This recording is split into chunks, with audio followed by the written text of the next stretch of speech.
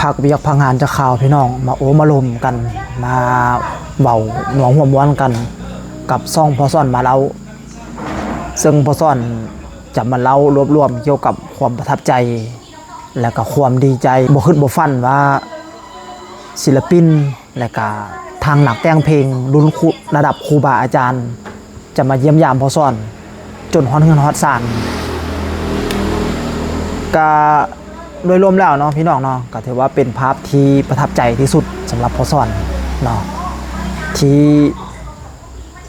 อาจารย์ภูศิวิไลเพิ่นเป็นศิลปินหรือว่าเป็นไอดอลของพอซ่อนมาตั้งแต่โดนนานเลยล่ะพี่น้องที่เพิ่นได้มีโอกาสมาเยี่ยมยามทำข่าวพอซ่อนแต่กี้นะพี่น้องต้องในสื่อแผ่นซีดีเพิ่นไปเบิ่ง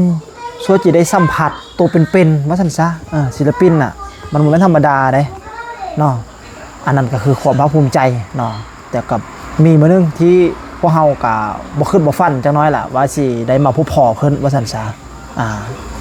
แต่บ่ซ่อนยังบ่ทันได้ข้ามไปยามเพิ่นจักเทื่อเด้อเนาะก็อดใจรอก่อนหวังว่าคือสิได้ไปร่วมป่วนอยู่ในไลฟ์สดอีกหั่นล่ะ เนาะแล้วก็หลังจากที่เพิ่นเดินทางมาเวียงจันทน์เนาะประมาณวันที่20บ่พี่น้องที่แรกเพิ่นว่าจะเดินทางวันที่19เนาะก็เลยว่าเพิ่นก็อาจจะติดภารกิจได้จักน้อยก็เลยว่าเลื่อนการเดินทางมาวันที่20เนาะออกจากสนามคามมาก็ประมาณ 7:00 นพอดีมาฮอดด้านเวียงจันทน์มาฮอดด้านหนองคายก็สิประมาณ 4-5 โมงแรงนี่ล่ะเนาะแล้วก็กว่าสิข้ามมาได้พี่น้องเอ้ยฝนตกซะแล้วบาดนี้ฝนตกฟ้าห้องพายุเข้าโอ้ยบาดนี้เป็นจังได๋บัดนี้มีอุปสรรคบ่ มีอุปสรรคเนาะเปียกฝนไปจำบัตรไปจำแจ้งรายซื้อคนเข้าเมืองว่าซั่นซะไปแจ้งรายซื้อคนเข้าเมืองไปแจ้งบัตรแจ้งปีหลังจากนั้นก็ข้ามมาตกอยู่เวียงจันทน์ก็พอดี8 โมงเนาะแต่ว่าทางพี่น้องฟังไทยว่า2 ทุ่มกว่าขนาดประมาณนั้นแต่ว่าทางฟังลาวเนี่ยก็จะประมาณ8 โมงแรงว่าซั่นจ้ะประมาณนั้นเนาะเพิ่นก็ได้มาพักผ่อนเตรียมสิท้ายทำ MV เพลงจำปาบ่ลืมต้นอยู่ที่เดินทัดลวกและก็ประตูไซว่าซั่นซะที่เพิ่นได้วางแผนเอาไว้นะเพิ่นว่าแนวนั้นแล้วหลังจากนั้นบาดนี้ตื่นเช้ามาฝนก็นำลงมาอีกบัดนี้ฝนตกแรงขนาดบาดนี้บ่สามารถจับกล้องมาถ่ายทำได้มาหาพอซ่อนอยู่ที่เมืองเฟืองเนาะซึ่งเพิ่นมาบัดนี้คือสิแม่นเพิ่นบ่ได้ขึ้นสถานีตัวที่1ที่บ่เมืองสงหั่นแล้วเพิ่นมาขึ้นอยู่สถานีนาเสทองมาขึ้นอยู่สถานีนั้นแล้วก็เพิ่นก็ได้เก็บภาพบรรยากาศแถวนั้นล่ะแถวนั้นก็บรรยากาศดีเนาะออกจากนครหลวงมาก็เป็นภาพที่สวยงามมาแล้วเนาะออกจากเมืองนาเสทองมาใส่เวลาเดินทางด่วนก็สิประมาณ45 นาทีเนาะถ้าผู้แล่นรถสาวจังซี่ถ้าผู้ขับรถไวสิก็สิประมาณ30-35 นาทีก็อาจจะถึงสถานีหินเฮิบเนาะมาฮอดสถานีหินเฮิบแล้วก็ลงสถานีหินเฮิบมาแล้วก็มาอีกบัดเนี่ยประมาณจะใช้เวลาอยู่ถ้าผู้บ่ลึงทางถ้าผู้บ่เคยมาก็สิใช้เวลาอยู่ประมาณชั่วโมงนึงประมาณนั้นเนาะแต่ระยะทางบ่ได้ไกลพี่น้องย้อนว่าเส้นทางมีการคดโค้งว่าซั่นซะมีการคดโค้งมีต้องได้เซฟตัวเองไว้ล่ะต้องได้เซฟตัวเองไว้ เวลาเวลาเขาเดินทางเนาะต้องเซฟตัวเองไว้แล้วเก็บภาพบรรยากาศมานำพอมาโต๊ะห้องเมืองเฟืองบัดนี้เพิ่นก็น่าจะไปเลาะเก็บภาพบรรยากาศต่อหั่นน่ะพี่น้องเนาะเพราะว่าเพิ่นมาฮอดพอซ่อนก็สิประมาณ5 โมงแรงประมาณนั้นเนาะหลังจากที่พักผ่อนเรียบร้อยแล้วบัดนี้เพิ่นก็ว่าสิไปพักอยู่เฮือนเพนะเนาะบัดนี้นี่ ได้เห็นปีกายนี่มันสั่นซะกะยามนี่ล่ะมันเป็นช่วงระยะฤดูฝนเลยเฮ็ดให้ภัยธรรมชาติเนาะพี่น้องเนาะบ่ฮู้ว่ามันสิมายามใดเฮาก็บ่ฮู้นะเราก็เลยว่าให้เพิ่นหันมาพักผ่อนอยู่เทิงบกเอานะบ่ให้ไปนอนเฮือนแพเพราะว่าเฮือนแพคันก็คือว่าสภาพดินฟ้าอากาศมันก็คือว่าตื่นเช้ามามันก็คือว่ามีฝนตกตลอดเนาะถ้ากลางคืนมันก็ฝนตกใช่ก็คิดเป็นห่วงเพิ่นนั่นล่ะก็เลยว่าให้เพิ่นมาพักอยู่นี่ตัวใกล้ๆกับพ่อซ่อนนี่ล่ะเนาะมากินข้าวกินแรงอยู่นี่เนาะแล้วก็พ่อซ่อนก็รู้สึกเสียดายมาซุนี่เพราะว่าเนื่องจากว่าพ่อซ่อนก็ติดธุระเนาะเนื่องจากว่าได้นัดกับลูกค้าไว้เนาะเพราะว่าพ่อซ่อนได้ซ่อมเครื่องเองก็เลยว่าตอนรับเพิ่นบ่ได้เต็มที่พอปานใดเนาะก็เลยว่าเฮาก็ได้มากินข้าวแรงพร้อมกันเนาะในตอนแรงนั้นแล้วตอนเช้ามาเพิ่นก็ได้ไปเซบาดบ่พี่น้องเลยบ่ได้ไปบุ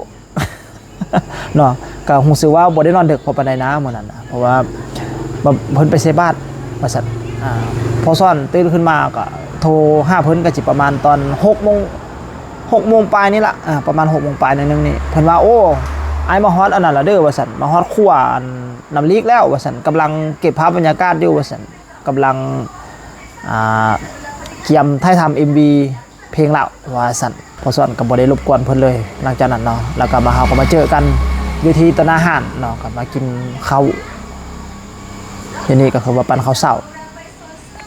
แล้วเพิ่นก็เอาเพลงมาให้เบิ่งเด้บัดนี้หลังจากนั้นเพิ่นก็เอาเพลงมาให้เบิ่งเพลงเพิ่นแต่งใหม่ว่าซั่นหาคนแต่งใหม่ๆมันมาดว่าซั่นหรือว่าปาโทไปบ่พอได้ฮ้อนได้2 ชั่วโมงสำนาได้เพลงมาใหม่ละเรียบร้อยละเอามาให้พ่อสอนเบิ่งยอมรับว่าสมองเพิ่นนี่อัจฉริยะอีหลีพี่น้อง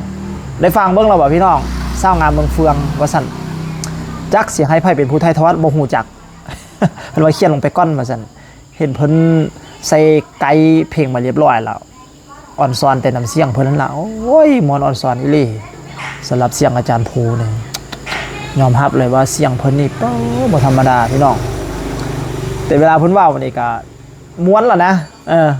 แต่วันนี้มาตื้มฟังเพลงเข้าไปอีกโอ้มันยังม้วนเข้าไปน้าจักใส่แล้วบ้านนี้เราก็ลืมบอกไปเนาะเราก็ลืมบอกไปอีกบันนึงก็คือว่าเราก็ได้มีการไลฟ์สดแล้วในค่ำคืนของมื้อนั้นหลังจากพอซ่อนไปครับเอาน้องไผ่เพิ่นมาบัดนี้พอซ่อนก็บ่ฮู้ว่าเพิ่นสิเปิดคอนเสิร์ตอยู่นี้สันดอกเพิ่นมาเพิ่นกลับมาจัดการไลฟ์สดก็สิแม่นทางพ่อแม่ FC ของเพิ่นหั่นล่ะเนาะคิดฮอดคิดถึงเพราะว่าหลังจากแต่มือที่มาว่าซั่นซะตั้งแต่มือที่มาแล้วบ้านนี้ก็คือว่าบ่ได้เปิดไลฟ์สดว่าซั่นซะพอดีมาฮอดบ้านพ่อซ่อนแล้วก็ที่ว่าสถานที่ก็พอว่าอำนวยความสะดวกให้เพิ่นแต่ว่าก็อาจจะมีเสียงรบกวนแน่จักเล็กจักน้อยเด้อพี่น้องเด้อบ่ว่าน้อยละหลายเติมหั่นล่ะเพราะว่าอยู่แคมป์ทางรถก็เลยว่าเฮ็ดให้บรรยากาศการไลฟ์สดก็อาจจะมีเสียงรถเสียงลาวุ่นไปวุ่นมาเนาะเข้าอันไปในไลฟ์สดทั้งหมดพ่อแม่พี่น้องเพิ่นก็อดใจเบิ่งอดใจฟังจนกว่าสิไลฟ์แล้วเนาะพอดีพอซ่อนมาฮอดบัดนี้เพิ่นก็เอิ้นมาแจมนำบัดนี้พอซ่อนก็บ่ได้เกียมเพลงเกียมหยังมาแล้วบัดนี้เนาะอยู่ซื่อๆเรามาจับจูดกันไปจังซี่แล้วเพิ่นก็บ่ได้บอกล่วงหน้าอีกได้ว่าเพิ่นสิมาไลฟ์สดมีแต่ว่าเพิ่นว่าก็สิเอาจักน้อยว่าซั่นเอาแม่นเอาหยังเอาจักน้อยนี่มาแล้วลักกินข้าวปะพอซ่อนอีกบัดนี้ลักกินข้าวแรงเปล่าพอซ่อนว่าเอาอย่าฝ่าวเด้อว่าน้องไผเจ้ากำลังไปเอาวันอาหารมากำลังแต่งอาหารมาแล้วหั่นน่ะ มาฮอดเพิ่นว่าโอ้ยไอ้ต้องได้กินก่อนเพราะว่าสิขึ้นไลฟ์สดให้พ่อแม่เบิ่งแล้วว่าซั่นยังเห็นนั่นน้องธิดาลาว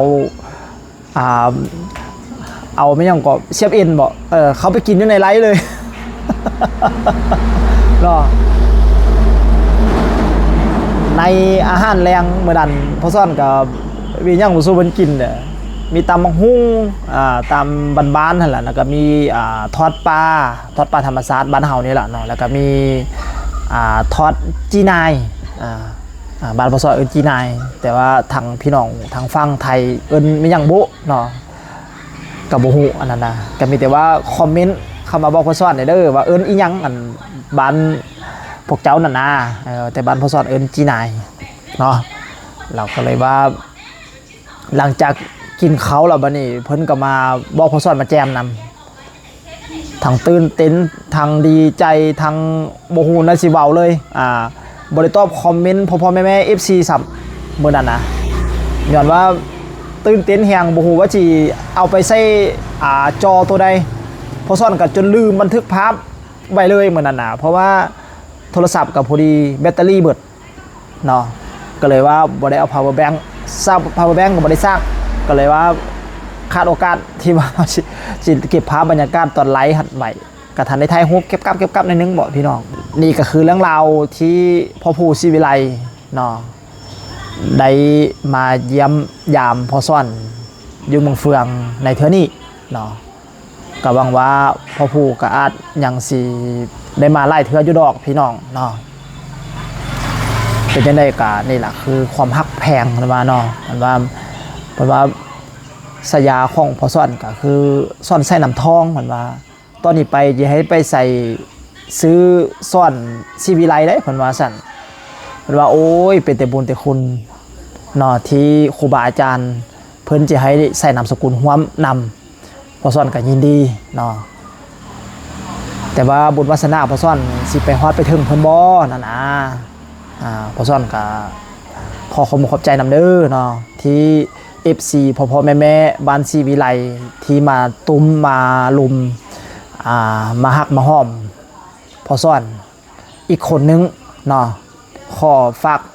เหนือฝากโตศิลปินตัวน้อยๆผู้นี้ที่กำลังเฮียนย่างไต่ตาม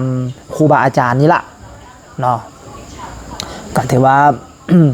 กำลังเฮียนย่างไต่ตามครูบาอาจารย์ไปนี่ละถ้าหากไปบ่สร้างย่างบ่งามไปบ่คล้องบ่คาไปบ่คามาบ่คล้องจังซี่ก็ขอให้พ่อแม่ๆ FC บ้านศิวิไลเนาะซอยตำหนิส่งข่าวมาบอกพ่อซ่อนได้เด้อเนาะส่วนคลิปต่อไปพ่อซ่อนสิมาเล่าหลังจากที่พ่อผู้ศิวิไลเพิ่นได้อำลาขาจากไปออกจากเมืองอำลาขาจากเมืองเฟืองไปแล้วเนาะแล้วก็ได้เดินทางไปเวียงจันทร์อีกรอบนึงเนาะในคลิปหน้าพ่อซ่อนสิมาเล่าสู่พี่สุน้องเฮาฟังคลิปนี้ก็สิยาวได้จังน้อยเอาเป็นว่าพอๆกันใหม่ในคลิปหน้าเนาะพี่น้องเนาะ